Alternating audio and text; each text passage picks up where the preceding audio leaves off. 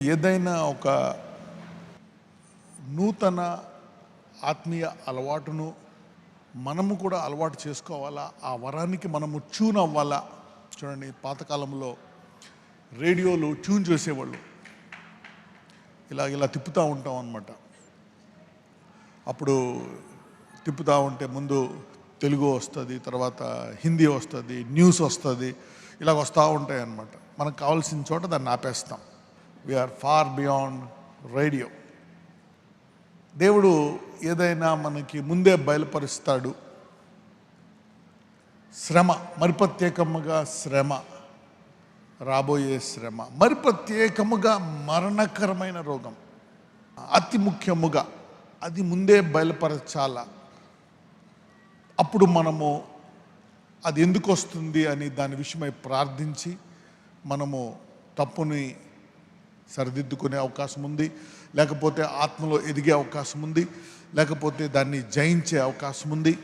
దాని విషయమై మనము నలుగురు సహాయం తీసుకొని ప్రార్థించి అభిషక్తుల దగ్గరికి వెళ్ళి నలుగురికి చెప్పి ప్రార్థన సహాయం పొంది దాన్ని ఆపుకునే పరిస్థితి కూడా మనం చేసుకోవాలి.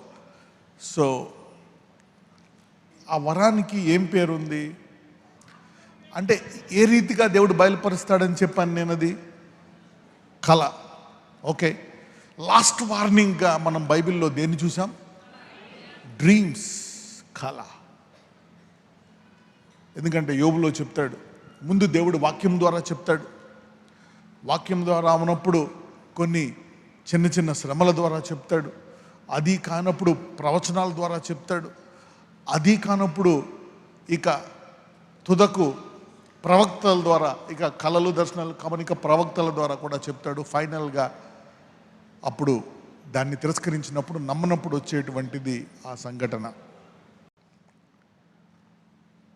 ఎందుకు అంటే యేసు ప్రభువారు ప్రతిసారి ఆయనకి జరగబోయేది చెప్పేవారు. పరిశుద్ధాత్మ పని ఏంటంటే, ఆయన చేసే పని ఇది వరాల్లో మనకి లేకపోవచ్చు, కానీ it may not be a gift. మనకి 9 వరాలు తెలుసు. అయితే హెబ్రూల్లో ఒకటి ఉంది. ఎన్ని వరాలు ఉన్నాయి హెబ్రూస్లో? నానా విధములైన వరములు ఉన్నాయి. ఓకే, ఒక వచనం ఉంటుంది యోహాను సువార్తలో, రాబోవు సంగతులను బయలుపరచువాడు పరిశుద్ధాత్ముడు. He reveals the things. యోహాను సువార్త 16వ అధ్యాయం 13వ వచనం. అయితే ఆయన అనగా సత్యస్వరూపి అయిన ఆత్మ వచ్చినప్పుడు మిమ్మల్ని ఒక్కసారి మనము 12 కూడా చదువుదాం. నేను మీతో చెప్పవలసినవి ఇంకనూ అనేక సంగతులు కలవు, కానీ ఇప్పుడు మీరు వాటిని సహింపలేరు. అంటే ఏంటి? యేసు ప్రభువారు చాలా వరాలు, సంగతులు, మాటలు, మర్మాలు, వాక్యాలు ఆయన ఈ వాక్యంలో హింట్ ఇస్తున్నాడు. హింట్ ఏమని ఇచ్చాడు? నానా విధములైన అద్భుతాలు, నానా విధములైన సూచక క్రియలు, మహత్కార్యములు, పరిశుద్ధాత్మ వివిధములైన వరములు. Okay, so these are all the gifts to protect you. నేను మీతో చెప్పవలసినవి ఇంకను అనేక సంగతులు కలవు, కానీ ఇప్పుడు మీరు వాటిని సహింపలేరు. They are too powerful to you, you cannot receive it. కానీ అవి మనల్ని కొన్ని ఘోరమైన పరిస్థితులు రాకుండా కాపాడతాయి. కొన్ని ఘోర మరణాలు జరగకుండా అవి మన జీవితాన్ని కాపాడతాయి. సో ఇక్కడ అంటే ఆయన, నేను వెళ్ళి ఆదరణకర్తను పంపిస్తాను, అతడు మిమ్మును సర్వసత్యంలోనికి నడిపిస్తాడు. He will lead you and guide you. The holy spirit's job అంటే, పరిశుద్ధాత్ముడు ఎంతవరకు పనిచేస్తాడంటే, నీకు ఈ వాక్యాన్ని ఎంత లోతుగా తెలుసుకొని, ఈ వాక్యంలో ఏమేమైతే నువ్వు కనుగొని ఇలా జరగాలనుకుంటే పరిశుద్ధాత్మ అలా చేస్తాడు. ఎవరైనా యేసు ప్రభు దగ్గరికి వచ్చి, ప్రభువా నాకు ఇది కావాలి అన్నప్పుడు ఆయన ఏం చెప్తాడంటే, నమ్ముట నీ వశమైతే, ఇఫ్ యూ క్యాన్ బిలీవ్, పరిశుద్ధాత్ముడు కార్యం చేయడానికి సిద్ధంగా ఉన్నాడు. చూద్దాం 13. అయితే ఆయన అనగా సత్యస్వరూపి అయిన ఆత్మ వచ్చినప్పుడు మిమ్మను సర్వసత్యములోనికి నడిపించును. ఆయన తనంతటి తానే ఏమీయో బోధింపక వేటిని వినునో వాటిని బోధించి సంభవింపబో సంగతులను మీకు తెలియజేయును. సంభవింపబోవు సంగతులను మీకు తెలియజేస్తాడంట. ఓకే, సో అంటే ఏంటి? పరిశుద్ధాత్మకు జరగబోయేవి తెలుసు. He knows what will happen in the future. మరి పరిశుద్ధాత్మకు ఎలా తెలుస్తుంది? చూడండి ఇక్కడ, ఆయన తనంతట తానే ఏమి బోధింపక వేటిని వినునో వాటిని బోధించి. అంటే తండ్రి దగ్గర, ఇంకా భూమి మీద ఇక్కడ ఉన్నప్పుడు తండ్రి దగ్గర నుంచి వినేవాడు యేసయ్య. ఇప్పుడు తండ్రి దగ్గర నుంచి మనము వినడానికి ఎవరినిచ్చాడు? పరిశుద్ధాత్మనిచ్చాడు. ఇప్పుడు తండ్రికి సమస్తము తెలుసా తెలీదా? ప్రతిరోజు నువ్వు ఎన్ని అడుగులేస్తావు? ఓకే, దువ్వుకున్నప్పుడల్లా ఎన్ని వెంట్రుకలు ఊడిపోతున్నాయి, ఇంకా ఎన్ని ఉన్నాయో ఆయనకు తెలుసు. రేపు దువ్వుకుంటే ఎల్లుండి దువ్వుకుంటే అవతల ఎల్లుండ ఏం జరుగుతాయో తెలుసు. సో ఆయన ఎంతమందిలో పరిశుద్ధాత్ముడు ఉన్నాడు? యేసు దేవుడని నమ్మిన ప్రతి ఒక్కళ్ళు ఎవరున్నారు? పరిశుద్ధాత్ముడు ఉన్నాడు. సో నీవు పెట్టే డిమాండ్ని బట్టి, అంటే ఈ వాక్యాన్ని విని, ఈ వాక్యమును బట్టి, ఆది యందు వాక్యం ఉండిన వాక్యము, సో ఓహో దేవుడు ఇలా చేస్తాడా అనే దాని మీద నీవు ప్రార్థించిన, అడిగిన, దేవుడు నీకది బయలుపరుస్తాడు. God will teach you and give it to you. ప్రభువా, ఇలాంటివి జరిగినప్పుడు నాకు బయలుపరచు. ఒక రకంగా ఇది వాక్యాన్ని కరెక్ట్గా పాటిస్తే మనకి ఓకే, ఈ వరంలోకి అంత లోతుగా వెళ్ళాల్సిన అవసరం లేదు. కానీ ఒక్కొక్కసారి కొన్నిసార్లు దెబ్బలు తగిలిన తర్వాతే ఆ వాక్యాన్ని పాటిస్తాం. కొంతమంది ఆ శ్రమలో పూర్తిగా నలిగిపోతూ ఉంటారు కానీ వాక్యాన్ని పాటించలేరు. ఒక్కొక్కసారి శ్రమను ముందుగా చూపిస్తే భయపడి అప్పుడు వాళ్ళు ప్రార్థనలో ఎదగొచ్చు, వాక్యంలో ఎదగొచ్చు, ఇంకా ఏ లోపములు ఉందో దాన్ని వారు సరిదిద్దుకోవచ్చు, లేకపోతే ఇంకా గొప్ప స్థాయికి వెళ్ళొచ్చు, దాన్ని బంధించవచ్చు. ఓకే, సో ఈ వరం అనేటువంటిది మనం ఉపయోగించుకోవాలి. Okay, you need to use this gift. అయితే ఇక్కడ దేవునికి సమస్తము సాధ్యమా కదా? ఈ 9 వరాలే పట్టుకోవాలి అనే రూల్ లేదు. దేవుడు ముందుగా పరిశుద్ధాత్మను ముందుగా బయలుపరుస్తాడు. పరిశుద్ధాత్మ ఎవరు బయలుపరుస్తాడు? తండ్రి బయలుపరుస్తారు, ద ఫాదర్. ఆయన ఎంతగా మనల్ని ప్రేమించాడంటే తన కుమారుని ఇచ్చేటంతగా తండ్రి మనల్ని ప్రేమించాడు.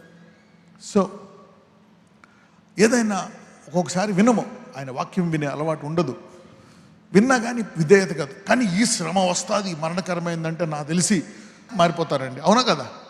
ఫర్ ఎగ్జాంపుల్, ప్రార్థన చేయాలి, నువ్వు కొత్త స్థాయికి వెళ్ళాలా, శత్రువు ఇది చేస్తున్నాడు, ఒకవేళ తప్పు మార్చుకోవాలనో, ప్రార్థించాలనో, లేక ఇంకేదైనా విధేయత చూపించాలనో, దేవుని రాజ్యంలో ఎదగాలనో, లేక శత్రువు అటాక్ని తప్పించుకోవాలనో, నువ్వు ఇది చేస్తే ఇది తప్పుకుంటుందంటే, ఇప్పుడు జీవితకాలంలో ఎన్నడూ ప్రార్థన చేయనోడికి ఇది చెప్తే చేస్తాడా చేయడా?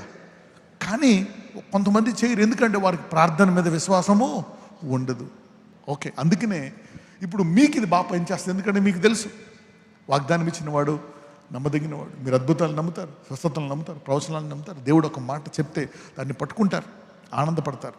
రానున్న రోజుల్లో చాలామంది ఈ యొక్క వరాన్ని వాడుకొని మీ కుటుంబాన్ని క్షేమ రీతిలో క్షేమముగా ఉంచుకొనుగాక. You need to use this. Okay, you need to use this. నీవు ఇంట్లో ఉండి ఆ అభిషేకాన్ని, ఆ ప్రార్థనలో పాల్గొన్న ఇక్కడ ఉంటే మంచిది. ఒకవేళ ఎక్కడున్నా, హాస్పిటల్లో ఉన్నా, ఐసీయూలో ఉన్నా, ఇంట్లో ఉన్నా, అది డిటెక్ట్ అయినా, ఒకవేళ అప్పుడే ఆ ల్యాబ్ ముందు కూర్చొని ఇప్పుడే వచ్చిందనుకున్నా, ఆ ప్రార్థనలోకి విస్తే అప్పుడే నీకు విడుదల కలుగుతుంది. You can. ఇది ఇప్పుడు కాదు, 2000 సంవత్సరాల తర్వాత కాదు. యేసుప్రభు వారు ఆ సమయంలోనే చెప్పారు, నువ్వు వెళ్ళు అన్నారు. వాళ్ళు వెళుతుండగా కుష్ఠరోగులు ఏమయ్యారు? ఎంతమంది స్వస్థపడ్డారు కుష్ఠరోగులు? 10 మంది. తర్వాత ఒక శతాధిపతి సైనికుడు పక్షవాయువుతో ఉండే యేసుప్రభు వారు వెళ్ళు అన్న వెంటనే అదే గడియల్లో ఆ ఇంట్లో స్వస్థపడ్డాడు. అడిగాడండి ఎప్పుడు స్వస్థపడ్డాడంటే పలానా టైం కంటే అదే గడిలో అన్నాడంట. రానున్న రోజుల్లో ఇప్పుడు ఇక్కడ ప్రార్థిస్తే అమెరికాలో ఉండు నీ కొడుక్కో ఎక్కడో పల్లెల్లో ఉండే మీ తల్లికో ఇమ్మీడియట్గా నువ్వు ప్రార్థించగానే స్వస్థత జరుగుతుంది అక్కడ. This will happen in the coming. ఎందుకంటే రానున్న రోజుల్లో దేవుడు మనల్ని మహిమ నుంచి అధిక మహిమకి తీసుకెళ్తాడు. ఇదంతా కూడా ఆయన కవర్ చేసేసాడు ఆయన మినిస్ట్రీలో. ఆయన చిత్తము పరలోకం నెరవేర్చున్నట్లు భూమి అందు నెరవేరుని కాకంటే ఆయన చిత్తాన్ని పరలోకంలో ఏముందో దాన్ని తీసుకొని ఈ భూమి మీద యుద్ధము చేయాలా, దానికి కావలసినటువంటి ప్రణాళికను మనము వాడుకోవాలి. దానికోసం దేవుడు ఎవరినిచ్చాడు? పరిశుద్ధాత్మనిచ్చాడు. ఆ చిత్తాన్ని నెరవేర్చడానికి దేవుడు ఎవరినిచ్చాడు? పరిశుద్ధాత్మని. రానున్న రోజుల్లో నాకు తెలిసి యేసుప్రభు వారి శిష్యులకు ముందే చెప్పారా లేదా? ప్రార్థించండి, మీరు నన్ను తిరస్కరిస్తారు అనే శోధనను ఏం చేస్తారు? తప్పించుకుంటారు. వాళ్ళు తిరస్కరించబడ్డారు. వాళ్ళు కనుక యేసుప్రభు వారితో ప్రార్థించుంటే తిరస్కరించేవారా కాదా? యేసు మాకు తెలీదు అని పేతురు 3 సార్లు అనేవాడా? ప్రార్థిస్తే శిష్యులందరూ అనేవారా? యేసయ్య ముందుగానే చెప్పాడు. అదొక వర్మ. అది వర్మ ఎక్కడన్నా ఉందా? పౌలు చెప్పాడు ఆ వరాన్ని గురించి? చెప్పలే. పౌలు ఏ సంఘానికి చెప్పాడు 9 వరాలు? కొరింథీయుల సంఘానికి చెప్పాడు. కొరింథీయుల్ని ఏ సంఘంతో పోల్చాడు? ఏ స్థాయి సంఘంతో అని పౌలు పోల్చాడు? పాలు తాగువారు అని పోల్చాడు కొరింథీయులు. అందుకే కొన్ని మాటలు చెప్తాడు. అది కూడా ఆ సందర్భంలో వారి యొక్క బుద్ధి ప్రకారం అలా బయలుపరిచాడు. యేసు ప్రభువారు అనేక చోట్ల ఉపమాన రీతిగా చెప్పారు. వాళ్ళు అడుగుతారు, ఎందుకు ప్రభువా వాళ్ళకు ఉపమాన రీతిగా చెప్తున్నావు అంటే, పరలోక రాజ్యం మర్మములు వారికి చెప్పుట నాకు ఇష్టం లేదు. ఎందుకంటే వాళ్ళు అంగీకరించరు, తిరస్కరిస్తారు, దాన్ని హేళన చేస్తారు. ఎవరైతే నిన్ను హేళన చేస్తున్నారో నువ్వు ఐదర్ నువ్వు అర్థం కాకపోవచ్చు, లేకపోతే నీ మీద ప్రేమ లేకపోవచ్చు. ఆల్రైట్, నీకు ఘనత, నువ్వు మంచోడు ఏమీ కాకపోయినా నేను ప్రేమించే తల్లి ఏం చేసినా భరిస్తుంది, నీకు ఘనతనిస్తుంది, ఆమె ప్రేమ మారదు. సో అలాగా మరి 12 మంది 11 మంది ఫెయిల్ అయ్యారు. ఒకవేళ 11 మంది దాన్ని చూసి అరే యేసయ్య చెప్పాడు మనం ప్రార్థిద్దామంటే వాళ్ళు యేసుని తిరస్కరించేవారే కాదు. పేతురు, ప్రభువా నేను నిన్ను 3 సార్లు తిరస్కరించాను కాబట్టి నేను ఏ విధమైన మరణముతో నేను నిన్ను గణపరచాలా, నేను హత్సాక్షి అవ్వాలని కోరుకున్నట్టున్నాడు. ఇప్పుడు పేతురు యేసయ్యని అడుగుతాడు, మరి యోహాను ఎలా వెళ్ళిపోతాడు, ఈ వ్యక్తి ఎలాగ వెళ్తాడు నీ రాజ్యంలోకి అన్నప్పుడు దేవుడు ఒక మాట అంటాడు, నేను వచ్చే వరకు అతను ఉండుట నాకు ఇష్టమైతే నీకెందుకు, నీ పని చేసుకో అని చెప్తాడు. ఓకే. తర్వాత అంటే శిష్యులందరూ కూడా మేము తిరస్కరించాము కాబట్టి మేము యుగయుగములు ఆయనతో జీవిస్తున్నప్పుడు తిరస్కరించి పరలోకానికి వెళ్ళాము అనే రీతిగా కాకుండా మేము వీళ్ళ వరే వెళ్ళాలా. కాబట్టి ఎలా వెళ్ళాలా? హత్సాక్షుల వలె వెళ్ళాలా. అందుకే అందరూ చెప్తారు టైం వచ్చినప్పుడు. పేతురు కూడా చెప్తాడు, నా టైం వచ్చేసింది నేను వెళ్ళిపోతున్నాను. పౌలు కూడా చెప్తాడు, నా టైం వచ్చేసింది నేను వెళ్ళిపోతున్నా. టైం చెప్పి వెళ్తారు వాళ్ళు కదా. అది ఎప్పుడు తెలుసు వీళ్ళకి? వీళ్ళ మినిస్ట్రీ స్టార్ట్ అవ్వకముందా, స్టార్ట్ అయిన తర్వాత? వీళ్ళ పరిచర్య అంటే పరిశుద్ధాత్మ పరిచర్య. అంతకుముందు యేసు ప్రభు వారితో వాళ్ళు పరిచర్య చేశారు 3.5 సంవత్సరాలు. కానీ ఎప్పుడైతే పరిశుద్ధాత్మతో వాళ్ళు మళ్ళా భూలోకాన్ని తెలుగుదల చేస్తారని జరగకముందే వాళ్ళు ఎలా చనిపోతారో తెలుసు. అంటే కొన్ని సంవత్సరాలు, ఇన్ని సంవత్సరాలు 20-30 సంవత్సరాలు మీరు పని జరిపించిన తర్వాత మీరు చనిపోతారు అని దేవుడు చెప్తాడు. ఆ తర్వాతే వాళ్ళ టైం వచ్చిన తర్వాత, అందుకే చెప్తా ఉంటాను యేసు ప్రభు వారు కూడా ఇది సమాప్తమైంది అన్న తర్వాతే ఆయన ప్రాణం పోతుంది. అలాగే నువ్వు కూడా నీ పరిచర్యను ఈ భూమి మీద దేవుని చిత్తాన్ని ముగించిన తర్వాతే భూలోకాన్ని విడిచిపెట్టాల. వృద్ధాప్యం నిన్ను చంపకూడదు, వ్యాధి నిన్ను చంపడానికి లేదు. వృద్ధాప్యంలో ఏం చేయాలా? రోగాలు ఎక్కువైపోయాయి, బలహీనతలు ఎక్కువైపోయాయి, నూతనం పరుచుకోవాలా. యెహోవా యందు వేచి ఉండేవారు నూతన బలము పొందుదురు. వృద్ధులు కూడా చిగురుస్తారంట. ఏమవుతారంట? కీర్తనలో ఉంటుంది, వృద్ధులు చిగురుస్తారు, బలము నూతనం చేసుకోవాలి. ఎప్పుడు నీ పని అయిన తర్వాత వెళ్ళిపోవాలా. 60 ఏళ్ళకి అయితే వెళ్ళిపో, 50 ఏళ్ళు అయితే వెళ్ళిపో, కానీ అది దేవుని చిత్తం కాదు. నువ్వు దీర్ఘాయుతో ఉండటం దేవుని యొక్క చిత్తము. So you need to go like that. మరి యేసు ప్రభువుని 3.5 సంవత్సరాలు చంపేద్దాం అనుకున్నారు. చంపేశారా? చంపలే. ఆయన ఇక సమాప్తమని అయిన తర్వాతే ఆయనంతటా ఆయన ప్రాణం విడిస్తాడు. ఆయన ఎట్టివాడై ఉన్నాడో ఆయన పరిశుద్ధాత్మ పంపించిన ప్రకారము మీరు అట్టివారై జీవించుదురుగాక. నువ్వు వరం అనేది నీకు లేకపోవచ్చు, కానీ ఏదైనా ఒక పరిస్థితికి పరిష్కారం కనుక్కొని ప్రభువా దీన్ని నువ్వు చేయగలవు, నమ్మువానికి సమస్తము, ఆ నమ్మే విధానాన్ని ఒక వరంగా నీ పర్సనల్ పేరు నువ్వు పెట్టుకోవచ్చు. చూడండి, ఎవరికి వాళ్ళు కొత్తది సృష్టించుకొని ఒక పరికరాన్ని వాడుకుంటారు. కొత్త పని ఎవరికి వాళ్ళు చూడండి, ఒకదాన్ని చూసి అవన్నీ కూడా తప్ప, దాన్ని ఎలక్ట్రిక్ కరెంట్కి వాడాలి. అలాగా పరిశుద్ధాత్ముడు బైబిల్లో ఆదికాండం నుంచి ప్రకటన వరకు చూసి రెండు కలిపి ఒక అద్భుతంగా నువ్వు మార్చుకోవచ్చు దాన్ని. You can use to.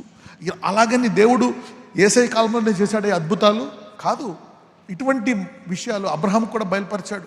ఎందుకంటే అబ్రహాం ఎప్పుడు చనిపోతాడో తెలియదు, భయంతో జీవించేవాడు అబ్రహాం. అప్పుడు దేవుడు అబ్రహాంకి చెప్పాడు, ఎందుకంటే ప్రతిసారి ఆ రాజులు ఏం చేస్తారో తెలియదు. అప్పుడు దేవుడు అబ్రహాంకి ఏం చెప్పాడంటే, అబ్రహామా నువ్వు భయపడక, మంచి వృద్ధాప్యమందు నువ్వు మరణిస్తావు అని చెప్పాడు. ఏం చెప్పాడు? అలాగే జరిగిందా లేదా? కానీ 100 ఏళ్ళ వరకు అబ్రహాముకి ఆ భయం పోలే. ఒక 25 సంవత్సరాల పాటు ఉంది. ఆ తర్వాత 75 సంవత్సరాలు పోయిందేమో, కానీ మొదట 25 సంవత్సరాలు అతను చాలా కష్టపడ్డాడు. తర్వాత ఆ భయాన్ని ఎవరికి వచ్చిందో తెలుసా? ఇస్సాకు కూడా వచ్చింది. ఇస్సాకులో కూడా ఉంది ఆ మరణ భయం. కానీ ఇప్పుడు నువ్వేం చేయొచ్చో తెలుసా? ఇప్పుడు నీకు పరిశుద్ధాత్మ ఉంది కాబట్టి అబ్రహాములాగా ఇస్సాకు రాకుండా నువ్వు ప్రార్థించి దాన్ని విడిపించవచ్చు. You can break the curse, you can break it. ఇవన్నీ చాలా ఉన్నాయి బైబిల్లో. You can take it and use it. కేవలం నీ ఆస్తో, ఇల్లో, చదువు, పెళ్లి చేసి అమ్మయ్య చాలా ఎంతవరకే నేను చేయగలను ప్రభావ, మిగిలింది చూసుకోవడం కాదు. కొన్ని నువ్వు తెలుసుకొని ఎరగొట్టచ్చు. అబ్రహాం అబద్ధం ఆడతాడు, ఇస్సాకు కూడా ఆడతాడా లేదా? రెబెక్కాని చూసి మన భార్య కాదు అంటాడు. ఆ రోజుల్లో అబ్రహాంకి తెలియదు, తర్వాత తరంలో కూడా దీన్ని తెలుసుకొని ఆపొచ్చాను. ఇప్పుడు నువ్వు చేయొచ్చు. మీలో అనేకులు మీ యొక్క లోకంలో ఉండే భయాలు, కొన్ని సంఘటనలు, నీకు జరిగినటువంటి కొన్ని సంఘటనలని పిల్లలకి జరగకుండా నువ్వు ఆపేసుకుందువుగాక. సమాజంలో చూడండి, ఆ రాజులు నాకు చేశారు, నేను అనుభవించాను, కానీ దేవుడు కాపాడాడు. ఆ టైంలో నా కుమారుడు భయపడిపోయాడు, కానీ ఈసారి నేను కుమారుడు భయపడకూడదు. You can pray and stop those things. ఎంతమందికి అర్థమైంది నేను చెప్పేది? Breaking generational curses. ఇది కర్స్ కాదు, యాక్చువల్గా ఇది సమాజం నుంచి వచ్చేటువంటి పరిస్థితి. రానున్న రోజుల్లో నీ పిల్లలు ఇంకా ఘోరమైన పరిస్థితుల్లో ఉంటారేమో, దాని నుంచి కూడా నువ్వు ప్రార్థించి తప్పించవచ్చు. ఎందుకంటే ఇవన్నీ తెలుసుకోవడం వల్ల వాక్యంలో మనం ఇవన్నీ మనము సహాయం చేసుకోవచ్చు. We can help our selfs. ఆ తర్వాత తరం ఎలా ఉండాలంటే, ఇక వచ్చేయన్నీ ఆపుకోవడం కాదు. రాకముందే ఫస్ట్ ఏమో వచ్చినాయి స్వస్థపడడం, లేకపోతే కొన్ని చనిపోవడం. రెండవదేమో రాకుండా ఆపుకోవడం. అలాగని వెయిట్ చేయడమా, ఏమొస్తుంది ఈరోజు ఏమొస్తుంది, ఈ వెయిటింగ్ లిస్ట్లో కూడా ఉండాల్సిన అవసరం లేదు. చెడు ఏం జరుగుతుందని వెయిటింగ్ లిస్ట్లో కాదు కదా. బాధ రెండవ మారు రాకుండా కూడా దేవుడు పూర్తిగా నీ చిత్తం పరలోకం నెరవేర్చినట్లు భూమి యందు ఇక్కడ ఎంత ఉన్నాయి నెమ్మదిగా అంచెలంచెలుగా తెచ్చుకోవడమే. Okay, right. మనం వాడికి వెళ్ళిపోతే ఏ సమస్య ఉండదు, కానీ ఇక్కడ మార్చుకోవడంలో మనకు అక్కడ బహుమానం ఉంటుంది. ఎంతమందికి అర్థమైంది? అయితే దేవుడు చదువుకున్న వాళ్ళకి, పేదవారికి, ధనికులకు అందరూ ఆయన్ను సమృద్ధి అడిగితే ఆయన ఐశ్వర్యం ఇచ్చు దేవుడు అయి ఉన్నాడు. He wants to give you more.